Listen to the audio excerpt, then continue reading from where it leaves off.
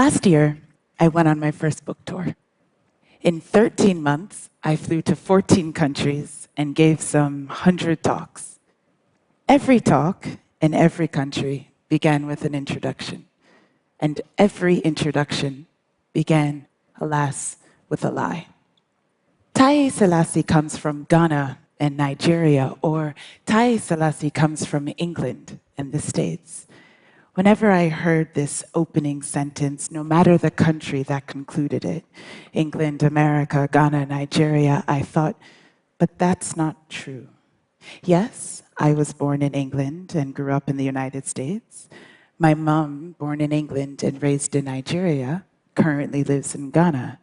My father was born in Gold Coast, a British colony, raised in Ghana, and has lived for over 30 years in the Kingdom of Saudi Arabia. For this reason, my introducers also called me multinational.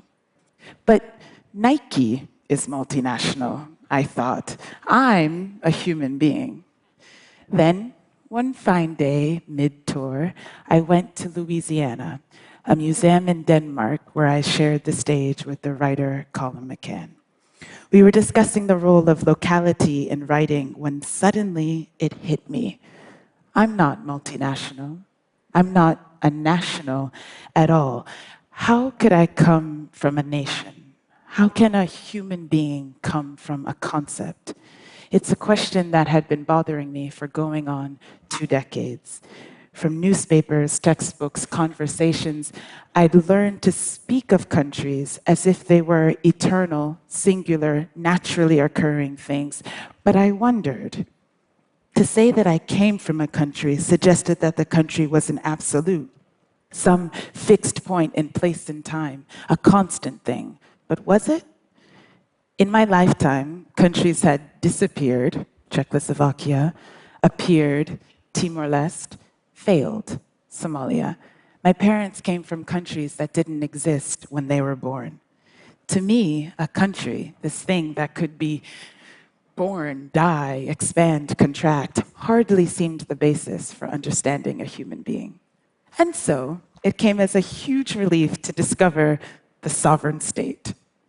What we call countries are actually various expressions of sovereign statehood, an idea that came into fashion only 400 years ago. When I learned this, beginning my master's degree in international relations, I felt a sort of surge of relief. It was as I had suspected. History was real. Cultures were real, but countries were invented. For the next 10 years, I sought to or undefine myself, my world, my work, my experience, beyond the logic of the state.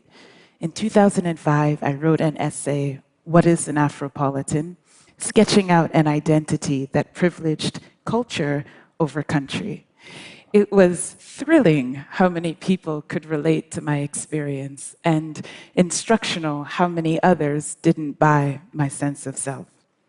How can Selasi claim to come from Ghana, one such critic asked, when she's never known the indignities of traveling abroad on a Ghanaian passport?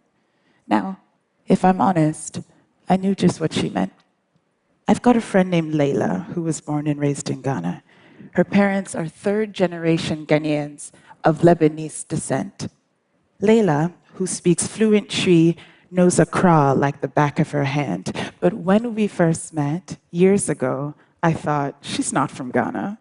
In my mind, she came from Lebanon, despite the patent fact that all her formative experience took place in suburban Accra.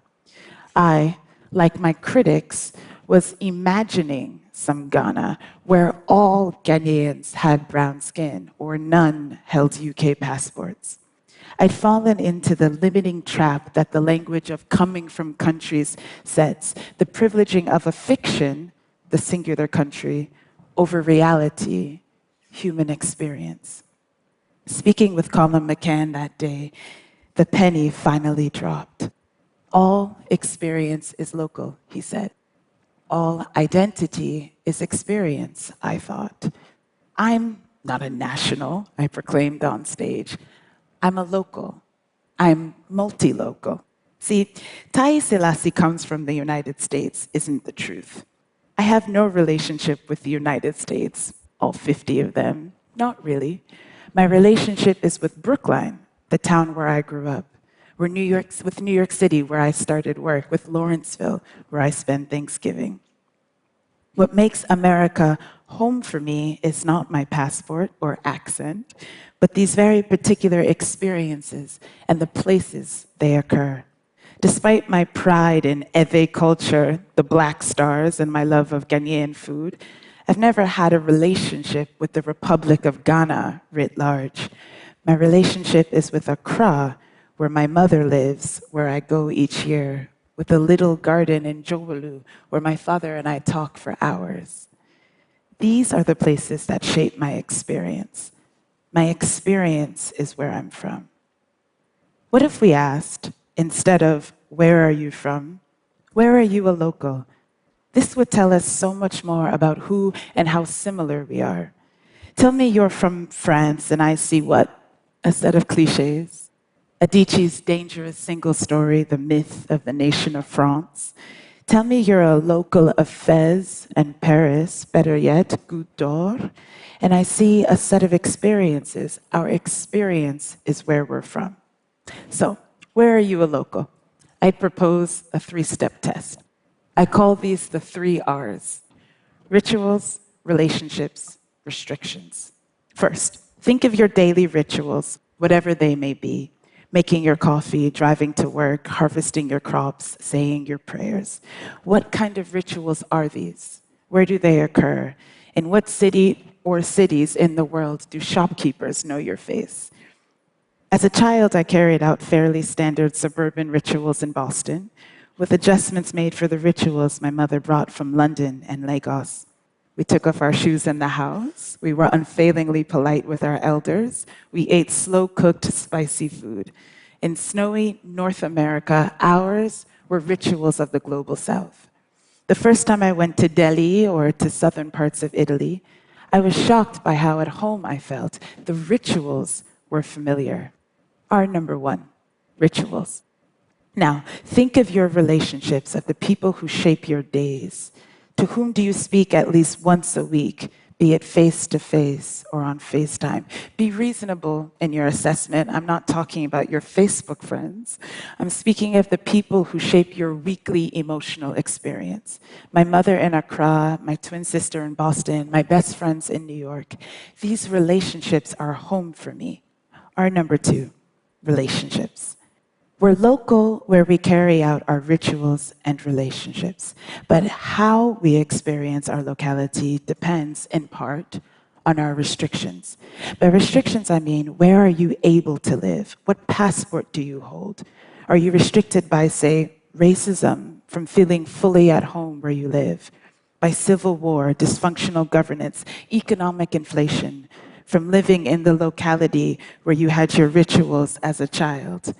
This is the least sexy of the R's, less lyric than rituals and relationships.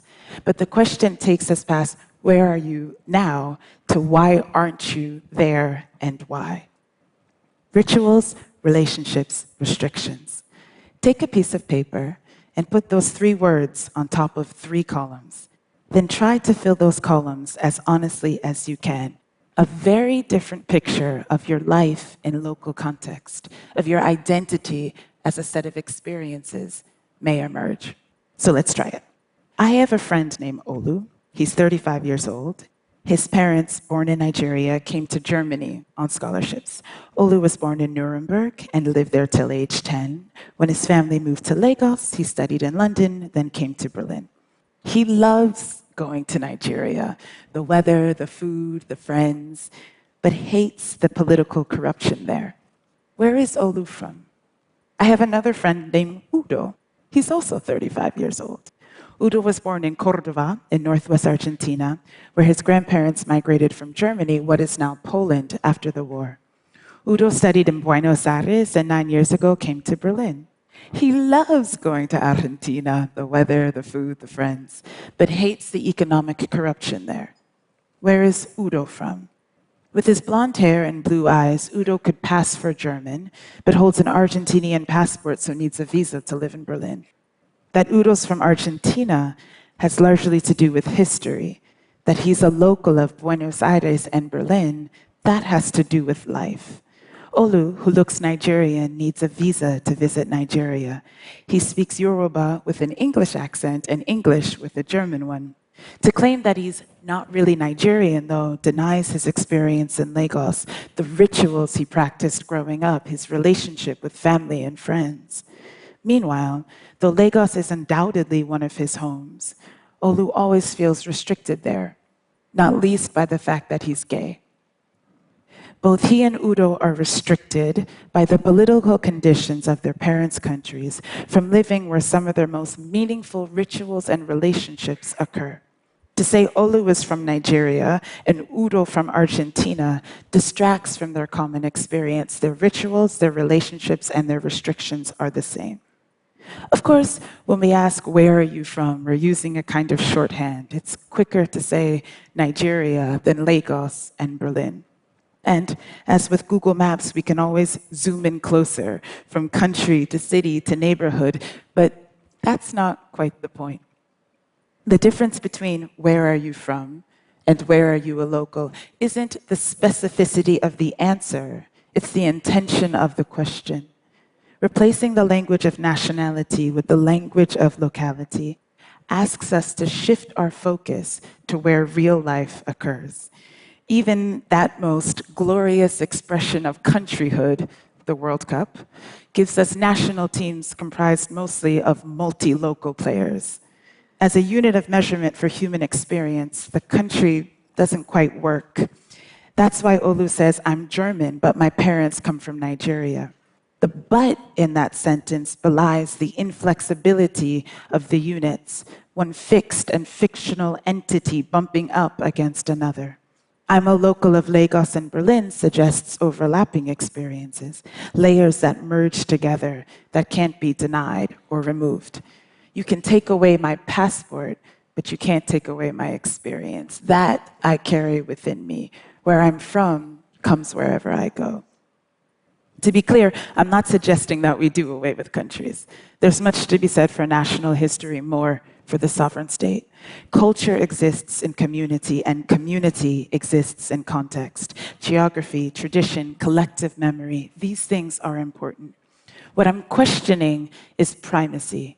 All of those introductions on tour began with reference to nation, as if knowing what country I came from would tell my audience who I was. What are we really seeking, though, when we ask where someone comes from? And what are we really seeing when we hear an answer? Here's one possibility. Basically, countries represent power. Where are you from? Mexico, Poland, Bangladesh, less power. America, Germany, Japan, more power.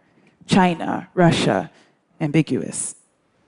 It's, it's possible that without realizing it, we're playing a power game, especially in the context of multi-ethnic countries. As any recent immigrant knows, the question, where are you from, or where are you really from, is often code for, why are you here? Then we have the scholar William de Reseret's writing of elite American colleges, quote, students think that their environment is diverse if one comes from Missouri and another from Pakistan, never mind that all of their parents are doctors or bankers, end quote. I'm with him. To call one student American, another Pakistani, then triumphantly claim student body diversity ignores the fact that these students are locals of the same milieu. The same holds true on the other end of the economic spectrum. A Mexican gardener in Los Angeles and a Nepali housekeeper in Delhi have more in common in terms of rituals and restrictions than nationality implies. Perhaps my biggest problem with coming from countries is the myth of going back to them. I'm often asked if I plan to go back to Ghana. I go to Accra every year, but I can't go back to Ghana. It's not because I wasn't born there. My father can't go back either. The country in which he was born, that country no longer exists. We can never go back to a place and find it exactly where we left it. Something somewhere will always have changed. Most of all, ourselves. People. Finally, what we're talking about is human experience, this notoriously and gloriously disorderly affair. In creative writing, locality bespeaks humanity. The more we know about where a story is set, the more local color and texture, the more human the characters start to feel, the more relatable, not less. The myth of national identity and the vocabulary of coming from confuses us into placing ourselves into mutually exclusive categories. In fact, all of us are multi-local, multi-layered. To begin our conversations with an acknowledgement of this complexity brings us closer together, I think, not further apart. So, the next time that I'm introduced, I'd love to hear the truth. Taiye Selasi is a human being like everybody here. She isn't a citizen of the world, but a citizen of worlds. She is a local of New York, Rome, and Accra. Thank you.